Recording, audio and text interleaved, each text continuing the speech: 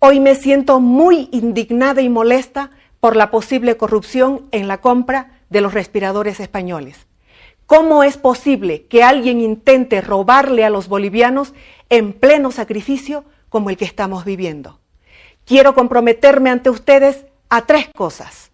1, me comprometo a trabajar para que cada centavo que se hubieran robado sea devuelto. 2, me comprometo a impulsar todo el peso de la ley contra los que hayan cometido corrupción. He instruido que la investigación de este tema llegue hasta el fondo, caiga quien caiga. Y 3, me comprometo a seguir trabajando con todo mi esfuerzo para equipar a hospitales con transparencia. Para eso haremos que cada compra sea revisada detalle a detalle por el público en las redes. Acabamos de escuchar a la presidenta Yanine Áñez haciendo sus declaraciones en un tono bastante enfurecido. Y es que la verdad es que nosotros estamos igual de enfurecidos que ella. Creo que compartimos ese sentimiento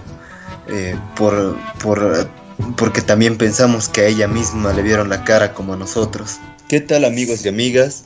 Sean todos ustedes bienvenidos a una nueva edición de su programa La Patria de los Desconocidos, llevados a ustedes bajo la modalidad o bajo la plataforma de Spotify y YouTube. Bueno, seguimos en cuarentena, ya sintiendo las temperaturas bajas y aprovechando todo este entorno, todo este contexto.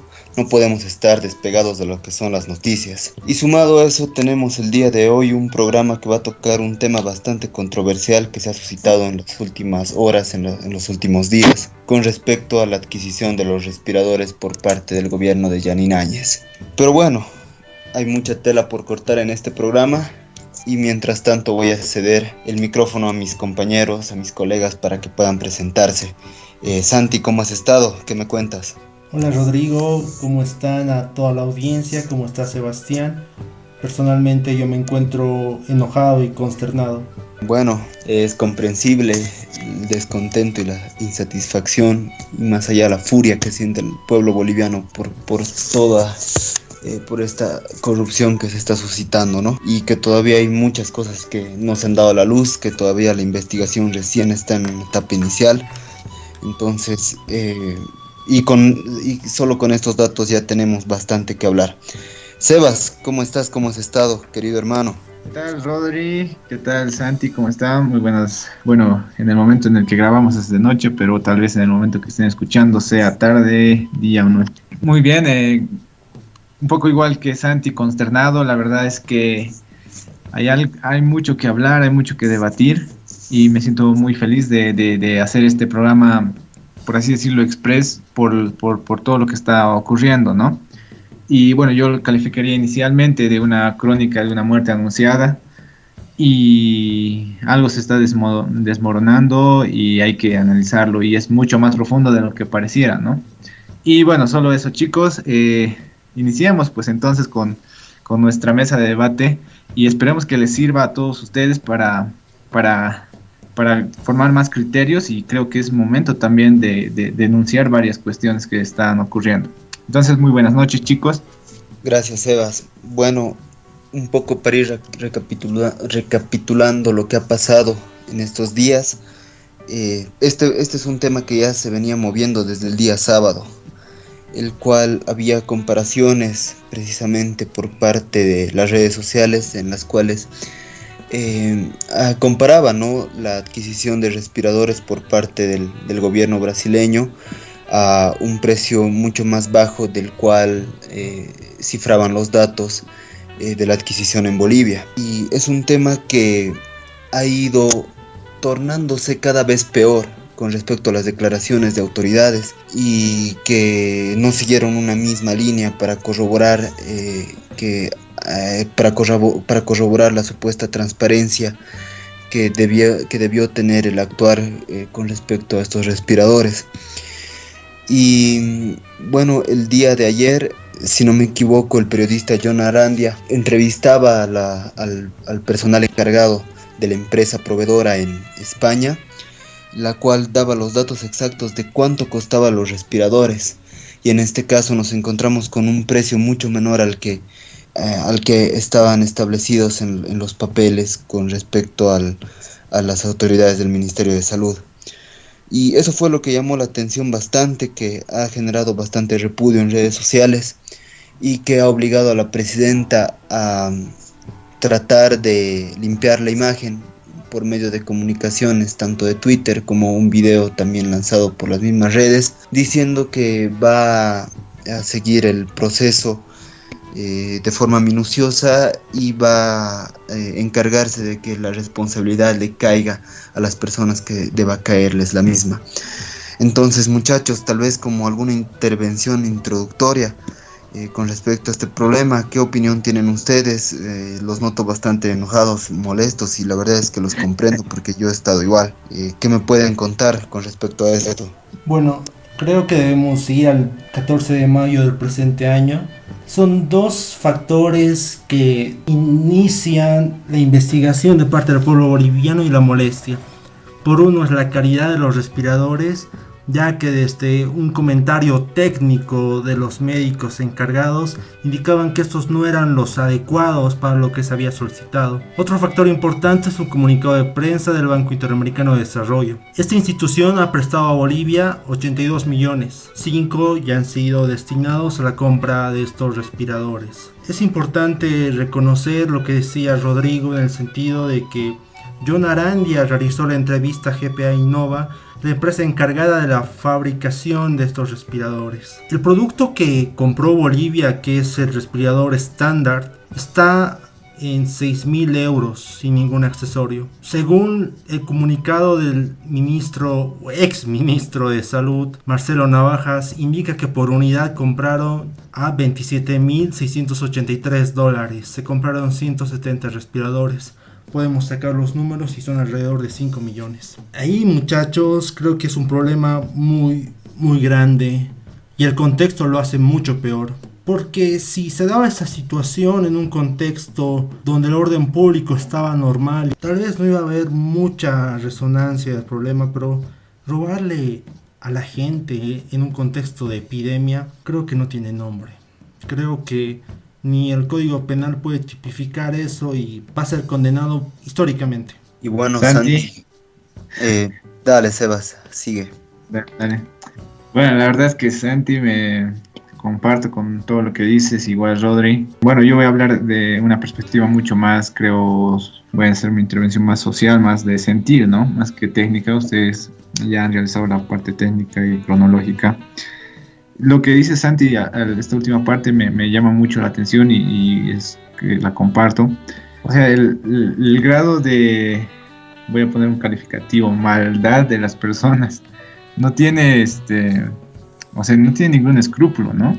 Y la otra cuestión es, tiene la descarada, bueno, desfachatez de ver a los bolivianos como seres ignorantes, ¿no? Respecto a algo muy sencillo, muy básico. Por lo menos si uno quiere estafar, de cualquier forma lo hace de una manera más pulcra, un criminal nos podría decir eso, pero lo han hecho de una manera tan infantil que me hace dudar. O sea, pareciera un juego donde estamos con un gobierno muy inútil, la verdad, que no tiene la capacidad de muchas cuestiones, y hemos ido hace ya muchos programas criticando distintas cuestiones, y no era simplemente por molestar o porque el gobierno no nos caiga de ninguna forma, sino por el actuar, ¿no? Y bueno, la verdad es que me sorprendió mucho las declaraciones, por ejemplo, del ministro, tratando de justificar lo injustificable, tratando de dar cara por algo que no tiene, o sea, tarde o temprano iba a salir algo, y tratar de justificar con, bueno, en ese momento, que ahora ya se volvió otra cosa, de que vamos a actualizar y no sé qué cuestiones. ¿A qué estamos jugando? Esa es la gran pregunta como Estado boliviano. Porque comprar respiradores básicos, incluso hoy escuchaba a un médico por medio de la radio que establecía que los respiradores podrían incluso afectar a la salud de los que estén con el virus, porque no les ayudaría a respirar. Entonces, cuestiones muy complicadas, la verdad. Desde lo social, mi análisis es muy duro, y desde lo moral también, ¿no? Esto es observable en un gobierno que siento que en este momento se quiere lavar las manos. No sé si ustedes han sentido lo mismo. La presidenta con su primera declaración, desde mi perspectiva, es: antes de que se caiga todo, me lavo las manos y me salvo, ¿no?, de todo esto. Y Murillo bueno, el ministro Murillo ni sale, y muchas cuestiones, ¿no? Cuestión de un gobierno improvisado que ha tratado de jugar a un juego que creo que jamás ha estado invitado, ¿no? Eso, no sé qué piensan más, muchachos, respecto a todo esto. Ahí al respecto, Bueno, Sebastián, hay que tomar en cuenta, perdón, Rodri, No, la presidenta Yanine Áñez, a criterio personal, no salió por dos motivos: uno, por vergüenza, o dos, porque evidentemente no sabe lo que está pasando en su administración. Y si no sabe lo que está pasando en su administración, es clara evidencia de que nos está mostrando que no va a poder hacer gestión en 5 años. Es clara evidencia de que no tiene la capacidad técnica ni la capacidad práctica para gobernar un país. Nos está demostrando que no tiene atributos gerenciales, y sobre todo nos está mostrando que no tiene el factor ético, que es lo más importante. Este país ha sufrido en los últimos meses, ha buscado y ha llamado a la esperanza, y nos están pagando con esto. Si fuera otro contexto, se puede dejar pasar porque la politiquería nos ha acostumbrado a esto. Pero es un contexto apocalíptico, es un contexto donde hay personas que no tienen ni para sobrevivir al mes.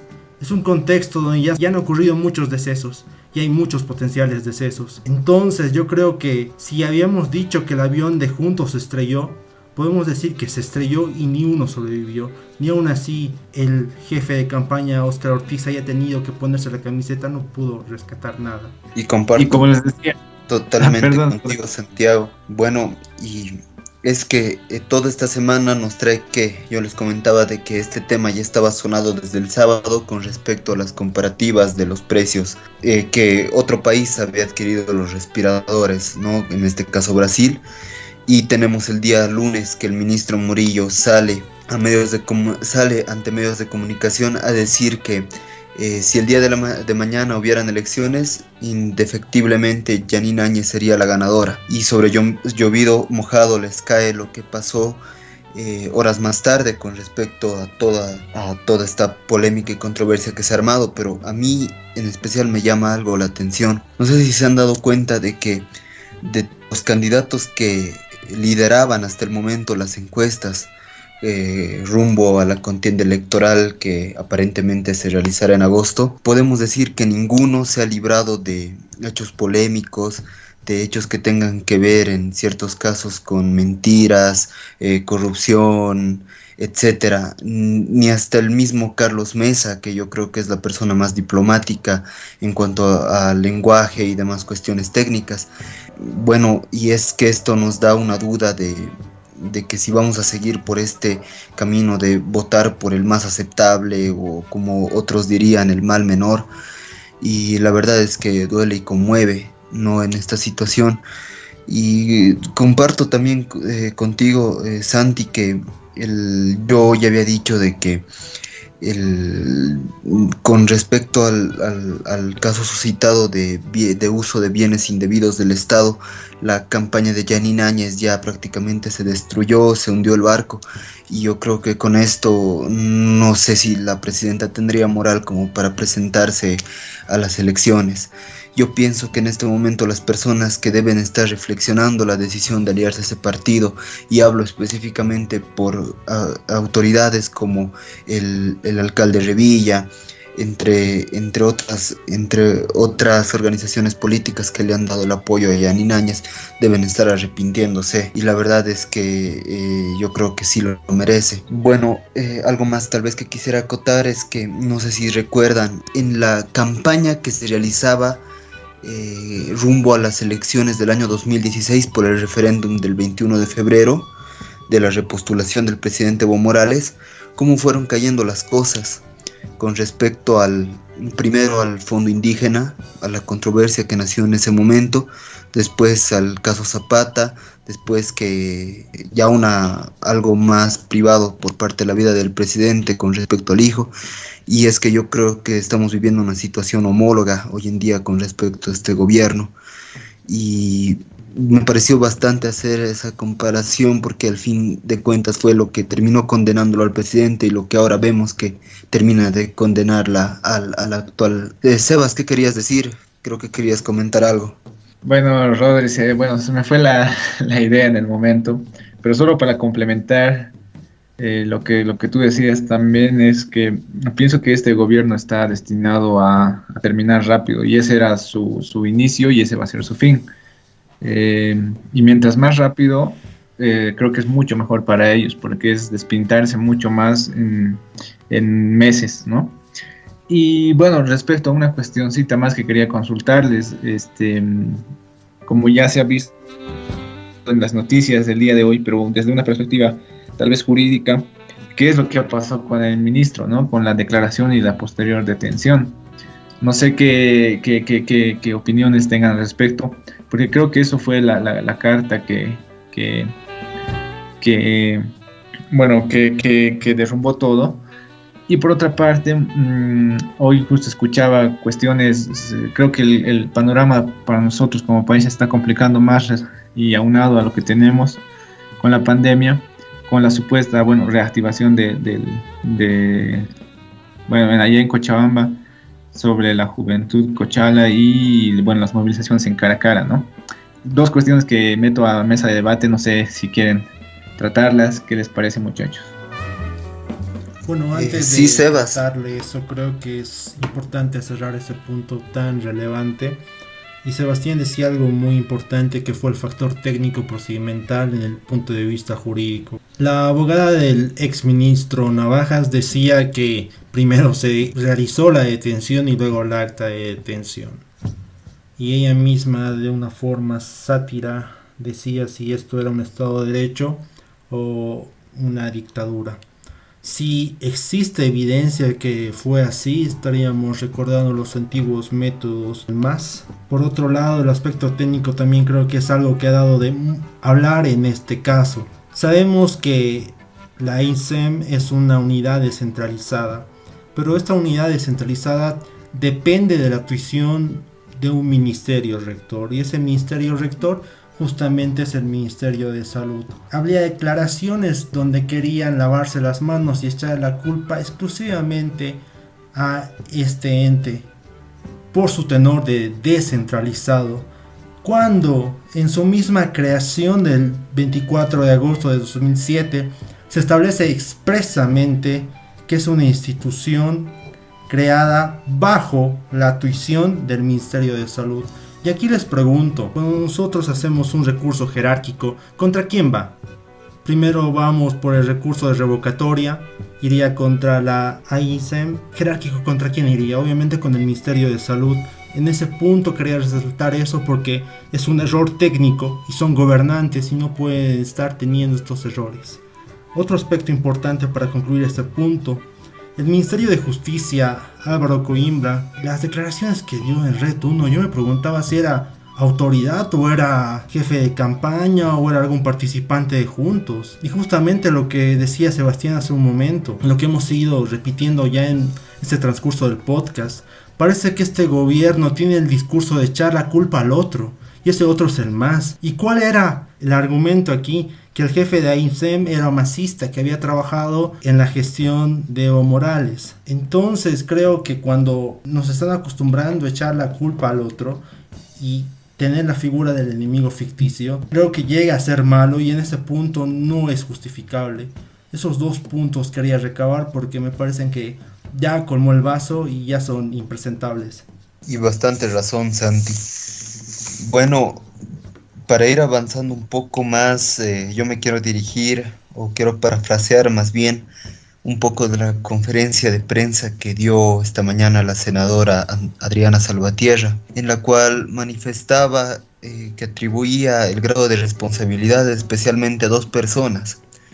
Primero, el ministro Navajas, por ser la máxima autoridad del Ministerio de Salud, y segundo, a la canciller Longarí, por el hecho de que ella había establecido el contacto directo con respecto al consulado de Barcelona, precisamente con el cónsul, el cual según información reciente, va a ser llamado también a declarar, todavía no sé en qué calidad. Ella misma también atribuía la responsabilidad a Longarich porque ella había también sido partícipe del accionar para facilitar la abreviación del proceso de aduanas con respecto a la importación de estos respiradores. No sé ustedes qué opinan con respecto al actuar de la canciller. Les dejo el micrófono. Bueno, solo algo bien cortito, ¿no? Y esto es algo que me preocupaba respecto a, no solo es un problema nacional, ¿no? Se ha vuelto un problema internacional con respecto a este contacto con la Cancillería y además con el gobierno mismo de España. Recordemos que, bueno, yo desde mi análisis propio digo esto,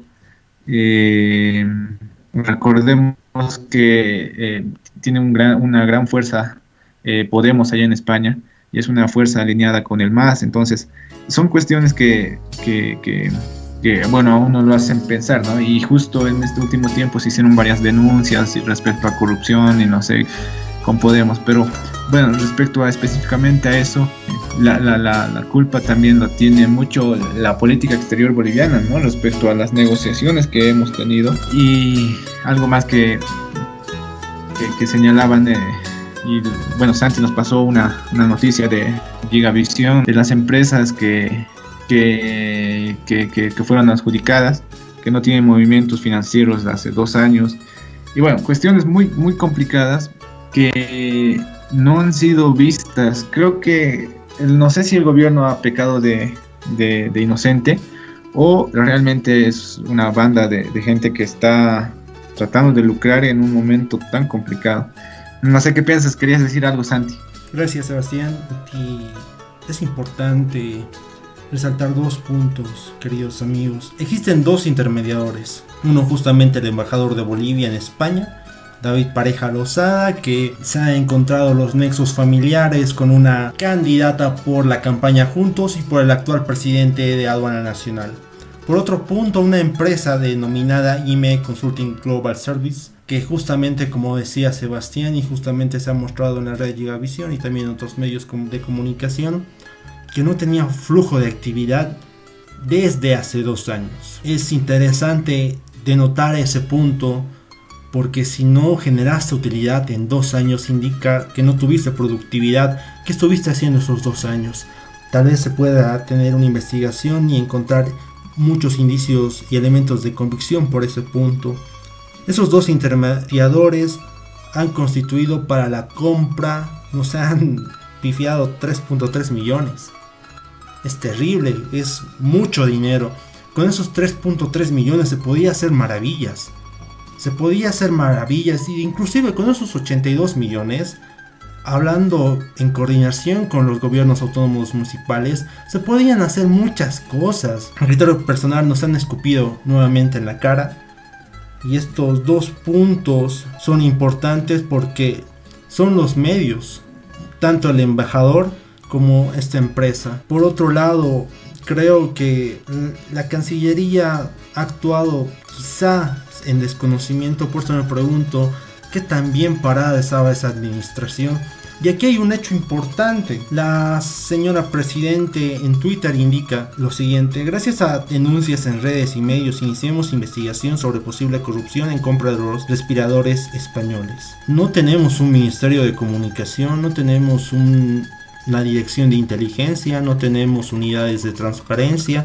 ¿Qué nos está indicando con este Twitter? Creo que el elemento principal es que no están administrando bien, no están teniendo buena comunicación, o que nos están queriendo hacer creer. Es terrible esto.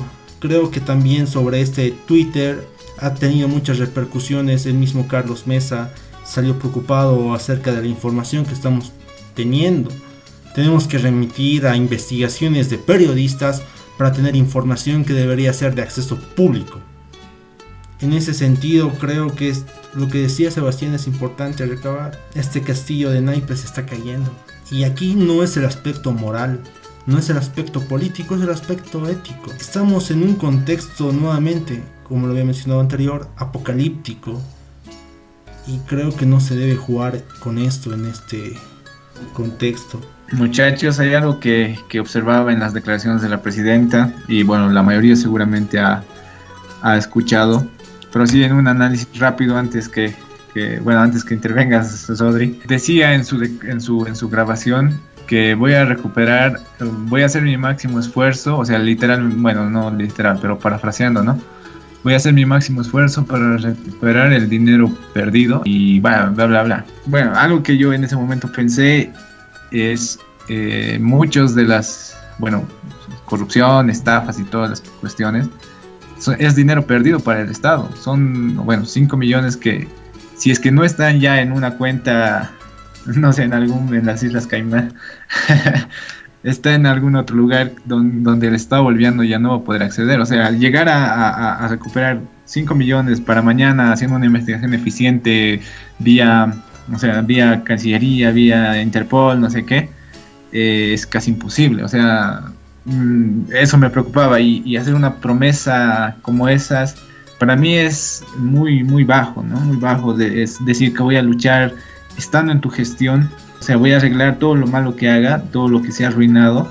Prometer algo así es una falta de respeto. O sea, la gente tal vez no lo tome, pero haciendo un análisis más profundo es una falta de respeto, y da mucho que desear respecto a la capacidad de esta señora.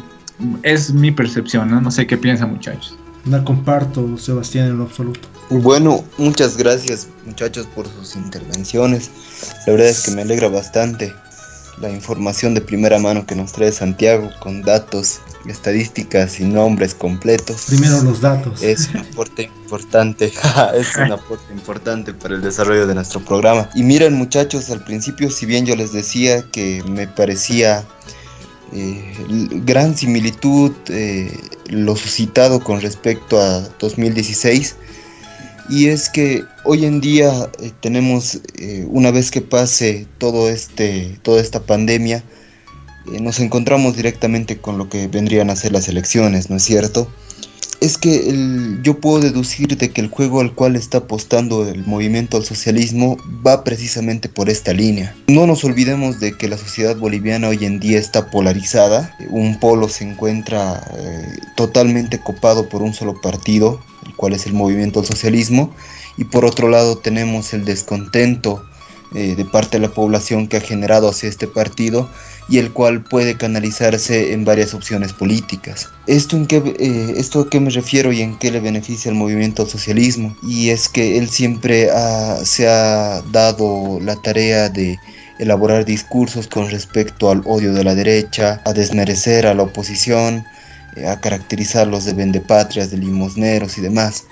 Y entonces esto trae la mentalidad, obviamente, a personas que tal vez no hacen análisis profundos, de que el hecho de que ciertos actos que vaya a ser algún protagonista que forma parte de la parte opositora, va a inducir a que a que las personas piensan de que todos esos personajes van a actuar de la misma forma. No sé si me estoy dejando entender. Entonces, para mí esto le trae un plus al movimiento al socialismo, y no sé cómo quedarán las piezas políticas de aquí ahora. Yo creo que las encuestas que se han elaborado anteriormente van a quedar totalmente deshechas, y vamos a tener que pensar en alguna opción. Yo soy partidario de que la personería jurídica del MAS ya tendría que estar abolida para estas elecciones por todo lo que ha suscitado en el pasado. Y precisamente ahora yo pienso de que este será un impulso para que la oposición la exoposición, la oposición al MAS tome las perspectivas del diálogo y formen tal vez quizás un solo frente. Esto como un aporte análisis político, ya yéndome un poco de lado del tema de los respiradores, que también ha generado esta controversia. Pero algo que me llama bastante la atención es que también, Santi, tú hacías mención a que existe una falta de comunicación total entre parte de los funcionarios en palabras simples, el gabinete y todos los que rodean a la presidenta Áñez. Va a ser un poco molesto que yo recalque otra vez el mismo asunto, pero esto ya se estaba moviendo desde el sábado y yo creo que por lo menos hubo alguna persona la cual tuvo que informar a la presidenta Áñez de que esto ya estaba generando movimientos en redes sociales. Y esperamos hasta el lunes para que el ex ministro Navajas dé declaraciones con respecto al aval que había dado el BID para la contratación de estos respiradores a este precio. Entonces esto nos da a entender de que efectivamente el gobierno estaba consciente del precio oculto y que no se estaba queriendo revelar a la población y cuando todo esto se destapa por voces ya autorizadas que estuvieron enlazados en la materia al momento de hacer la compra, es que el gobierno toma una medida radical de 180 grados de prácticamente cambiar la línea y dar otras declaraciones. Pero esto también, ¿qué nos trae? Usaron prácticamente como carne de cañón al que ahora es exministro, y que podemos entender de que el exministro también Cruz del área de salud no quería revelar detalles más a fondo acerca de su renuncia con respecto al cargo. La verdad es que yo pienso que en esa situación cualquier persona que hubiera tomado el cargo de ministro hubiera estado condicionada para que oculte ciertos comportamientos y ciertas acciones llevadas al gobierno de forma inescrupulosa. No sé ustedes qué opinan en este punto, muchachos. Rodri, bueno, yo percibí 5 puntos y los anoté. Primero, con la comparación, hay algo interesante en ese punto, porque cuando Evo Morales lanzó todo lo del fondo indígena y sobre todo lo de Gabriela Zapata, el contexto era de carnaval. Ahora estamos en una epidemia. Desde ese punto creo que esta situación está fuera de toda comparación. Con respecto al discurso del MAS, creo que la gente en algún punto ha llegado a dudar porque, como diría Friedman, primero los datos. En 14 años, estadísticamente y según lo que reflejan los números, ha existido estabilidad. Eso es lo objetivo. Subjetivamente cada uno puede tener el criterio que tenga. El objetivo está de que existió estabilidad. ¿Acabó mal? Sí, evidentemente acabó mal, pero existió estabilidad. Entonces tendríamos que ver cómo influenciaría eso en el sentir boliviano y sobre todo cómo influenciaría eso en el sector de afines al MAS. ¿Cómo va a rendir las elecciones contra el MAS? De aquí hay un dato importante y recuerdo cuando el expresidente García Linera hacía un análisis de esto. La oposición no tiene más que ofrecer de ir en contra del MAS y quizá alguien pueda ganar al MAS cuando tenga un proyecto de país, cuando tenga una propuesta, una visión de Estado. Y retomo lo dicho por García Linera en ese sentido porque parece lo mismo. Creo que la campaña principal es en contra del MAS, recordar lo que hizo el MAS, recordar el fraude, pero no hay propuesta como partido. Ese es el punto. Si vemos los programas de gobierno que quizá lleguen a cambiarse, había alusión a lo que hizo el MAS. Y es eso, lo subliminal, lo que nos quieren hacer dar. Lo que hizo el MAS mal, nosotros lo vamos a hacer bien. Como el MAS es malo, nosotros somos buenos. Y ahí creo que García Linera, en ese entonces, creo que era 2016 si no estoy mal, tenía razón y ahora mismo lo tiene. Porque el hecho está de que, por más atrocidades que ha hecho el MAS, la oposición, políticamente hablando, no tiene propuesta de país, no tiene una propuesta para los ciudadanos. Y ahí está algo preocupante. Y creo que ahí, en contextos como estos y con hechos como estos, la gente se va a llegar a cuestionar muchas cosas. Se va a llegar a cuestionar qué hacemos, qué va a pasar en 5 años. Hay 2 puntos importantes al respecto, querido Rodri, querido Sebas, y que quiero compartir con ustedes. Yanine Áñez hace una hora publicaba en su cuenta de Twitter: nos reunimos con un panel de expertos económicos para tratar el plan de reactivación económica para el país. Con esos 82 millones se podía hacer maravillas. Inclusive con esos 5 millones se podía hacer maravillas. Hay fabricadores bolivianos que hacen respiradores. Es tan difícil ir a comprar, ir a hacer un estudio de mercados, ir a ver qué precios hay en el mercado. Creo que es falta de voluntad o completa inepcia. 189 decesos. Creo que es escupirles en la cara a sus familiares. Creo también que lo que decía Sebastián hace un momento y que no lo hemos tocado y creo que es hora de tocarlo, la resistencia Cochala. Ese grupo, y de hecho aprovecho para mandar un saludo a mi querido amigo Bruno, que me decía en un análisis interesante, hay muchos que son hinchas y afines de Bilzerman, de la barra brava Gurkhas, y generalmente es donde los sectores de choque se concentran en esos grupos de barras bravas. Obviamente el discurso ha cambiado a uno más políticamente correcto, pero cuando llegamos a conocer al individuo y a los individuos, sabemos que esto no puede ser así. Si bien ellos están proclamando el diálogo, el hecho es que en el fondo hay violencia, en el fondo hay mucha violencia. Y quiero mencionar aquí algo que decía Nietzsche, y es algo muy importante en su libro Genealogía de la Moral, es que un odio crea ideales, un odio recrea valores, de un odio crean las revoluciones y donde surgen las revoluciones, y es de ese odio lo que pasó en octubre, y es de ese odio que puede pasar algo mucho peor, porque sí, me atrevo a decir ahora que el país está fragmentado, y está fragmentado en dos sectores donde se están alimentando de odio, el antipueblo y el pueblo, y con hechos como estos alimentan mucho más.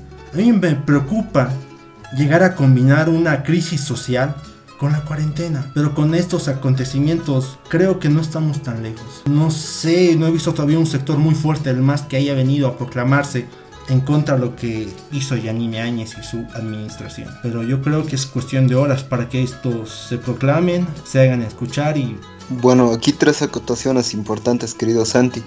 La primera, retornando nuevamente al punto comparativo el cual yo hacía, no precisamente en base al contexto, sino a la modalidad en la que fueron desatándose distintos aspectos polémicos que llegaron a condicionar a la candidatura de ese entonces Evo Morales y ahora Yanine Áñez.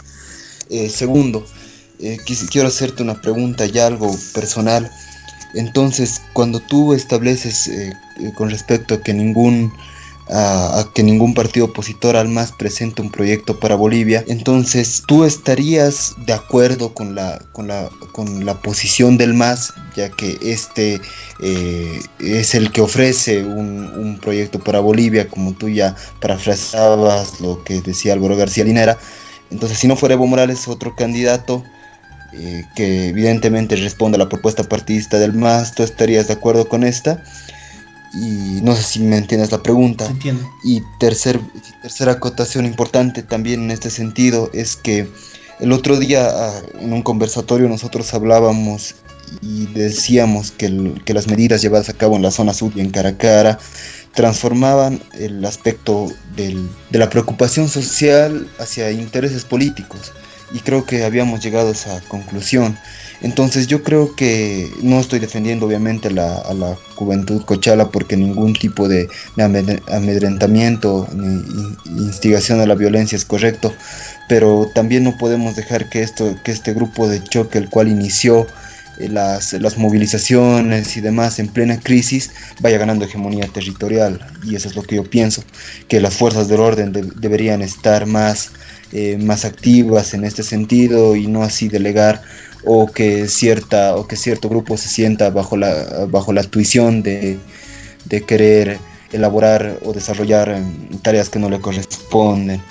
Bueno, ¿qué opinas al respecto, Santi? Gracias por la intervención, hermano. Con respecto al punto de comparación, yo soy firme con lo que menciono, y si bien las medidas electorales podrían ser similares, yo creo que el contexto desacredita todo esto. Inclusive el contexto nos muestra una dualidad. ¿Qué dualidad? Lo ocurrido con Evo Morales era en contexto de carnavales, y lo ocurrido con Yanine Áñez en un contexto de epidemia. Primer punto. Segundo punto, tú me haces una pregunta que es personal y es privada, pero yo lo voy a responder, y soy fiel y firme con lo que voy a decir, y ya lo había mencionado antes. Estoy entre votar por tuto o votar nulo, y creo que ahora estoy más inclinado por votar nulo. No es lo que haya hecho el MAS, creo que su programa de gobierno se expiró, y no creo que tenga más que ofrecer. Creo que para el MAS el tren se le fue en 2014. Entonces Tuto sí tiene una propuesta para Bolivia. tiene una propuesta adecuada a las necesidades y el contexto, porque no es que me fije en un modelo que es exitoso en otro país y trate de aplicarlo aquí.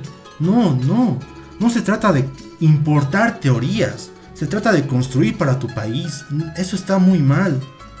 Tenemos que adecuar el programa a las necesidades del pueblo, a las necesidades de los sectores, no en base a que porque leí a la acción humana de Mises, ahora voy a querer implantar un modelo así. No, está mal. O porque leí el manifiesto comunista o el Capital de Marx, entiendo que todo el mundo debería actuar así. Eso no, está mal. Y está muy mal, y eso también pasó con nuestra normativa. Códigos realizados en base a códigos franceses. La misma constitución política actual, querido hermano, querido Sebas, ha tenido influencia de los españoles. Ha tenido influencia de la nueva tendencia de izquierda. Eso es terrible. No hemos llegado a construir algo desde Bolivia para Bolivia. Y soy fiel creyente con lo que voy a decir, firme, que en los programas de gobierno no se muestran eso. Y el más cercano es tu criterio personal. Es por eso que en el segundo punto y en la pregunta que realizas, yo soy firme que estoy más inclinado que votar por nulo que votar por tuto. Con respecto al punto 3 de cara a cara, hay un factor lógico y en el mismo conversatorio, en la tertulia lo dijimos. Si es que quieren trabajar, no van a reclamar, sino directamente van a trabajar. Entonces claramente hay una intención de convulsión, hay una intención de desestabilizar el orden. Mira, con respecto a cara, si alguien quiere trabajar, sale a trabajar y no hacer convulsión, sería lo lógico. Pero hay que ver también otros factores, claro. Y hay que hacer un análisis mucho más cuidadoso, porque objetivamente lo lógico no siempre te da la respuesta. Hay que hacer un análisis mucho más profundo.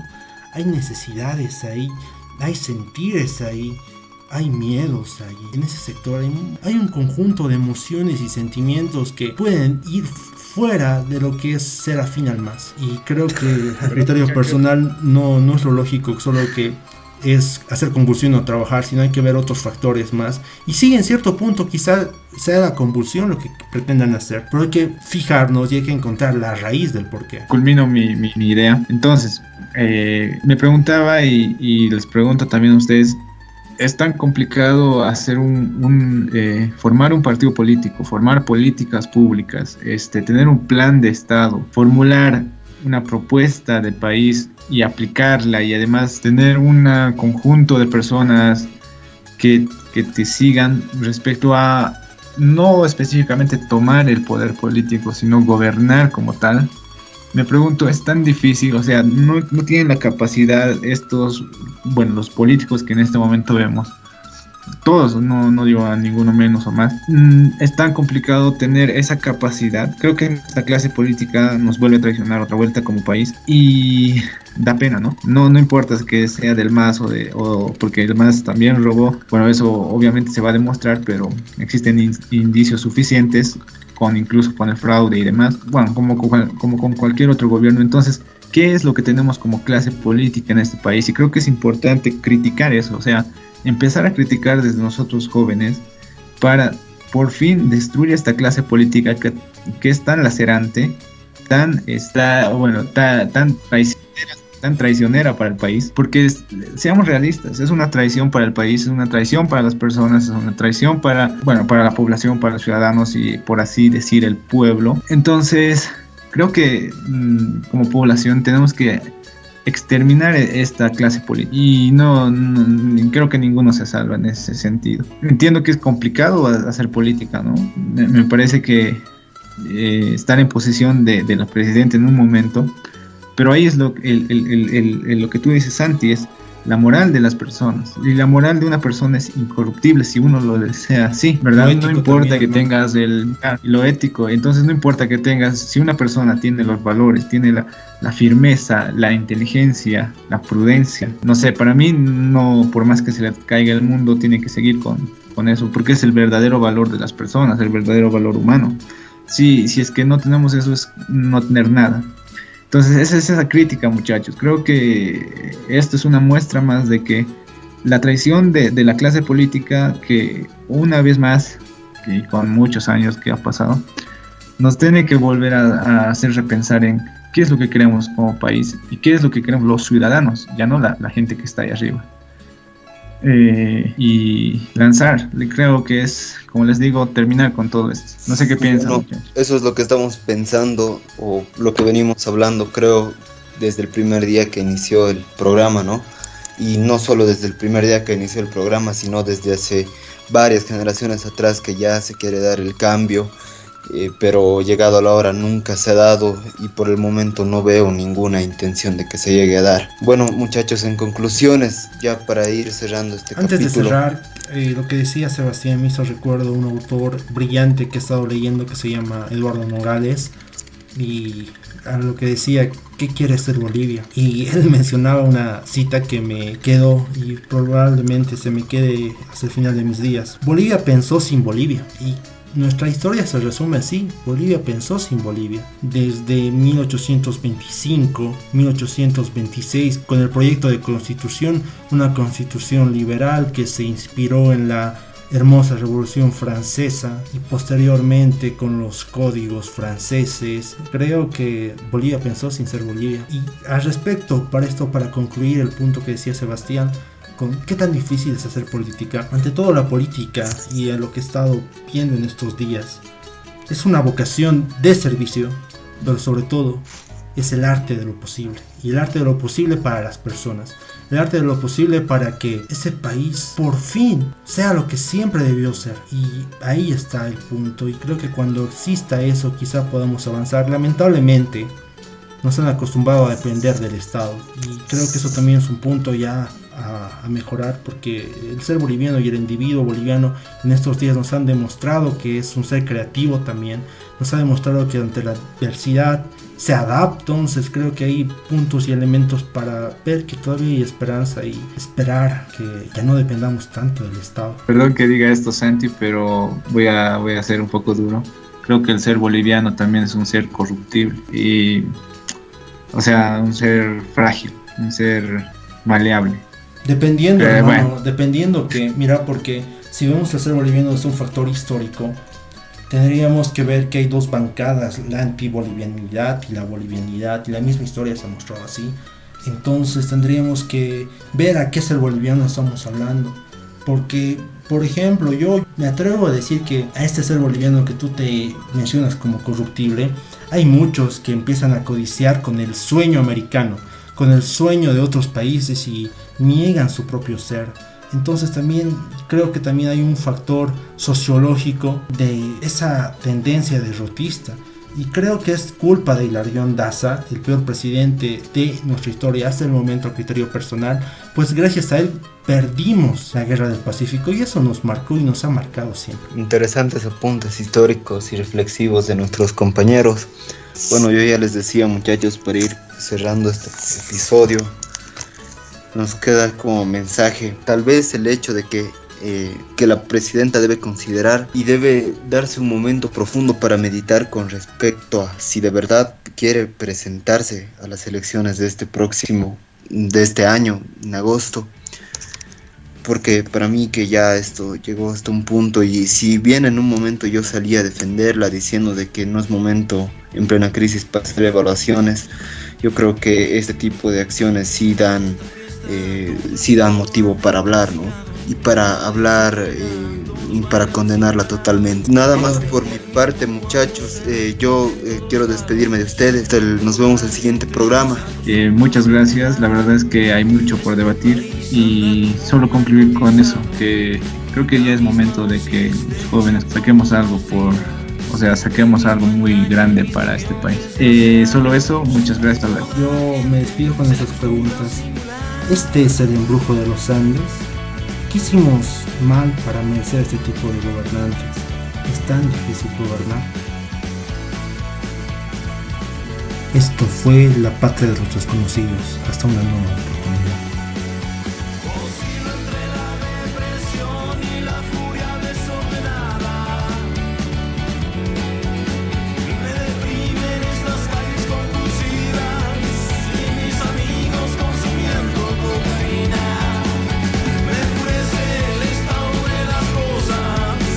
Y las veces que no encuentro la salida,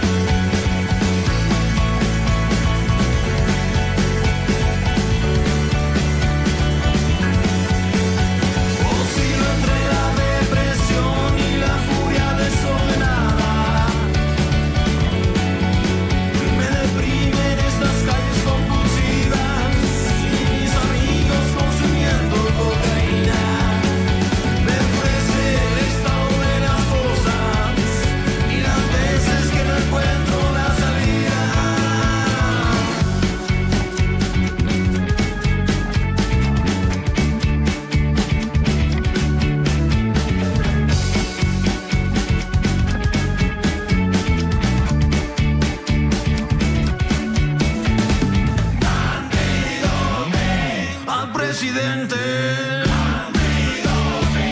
al presidente, al presidente.